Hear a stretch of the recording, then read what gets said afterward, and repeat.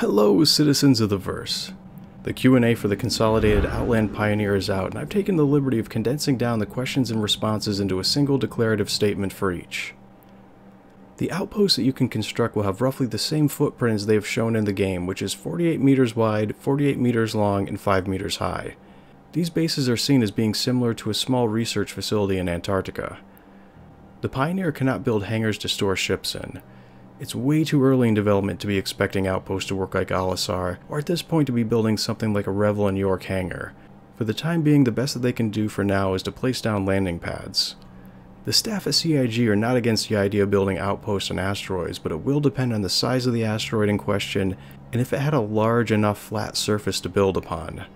Outposts can be moved by the Pioneer, but they'll first need to be disassembled and then rebuilt in the new location, and will not be able to be picked up and moved whole.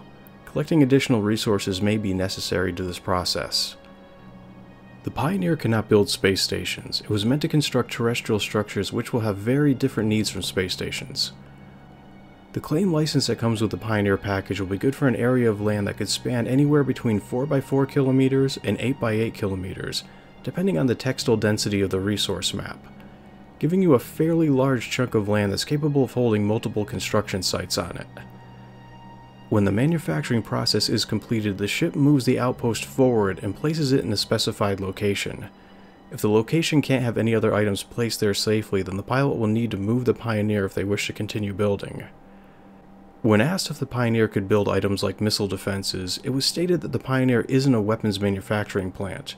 However, external items like a static defense system could be purchased as an add-on structure at a store, much like you'd buy a personal piece of equipment, which could be placed down when the base is built or added on later. The Pioneer can build structures that are larger than its internal manufacturing space. The best example of that is the landing pads. How this is going to be exactly done is still being worked out and will most likely end up being laid down in sections. Outposts and their content are going to be persistent, meaning that they will be vulnerable to being attacked and looted. Setting up some kind of security is going to be key in protecting your base. Other players, law enforcement, militia, and the UEE itself are tasked with the general security of people who have bases that are located in UEE space, and will react to attacks on these privately owned outposts. Some responses will be quick, while other times it'll be like Flavor Flav says, 911's a joke. The more remote your location, the more responsible you'll be for protecting your own holdings.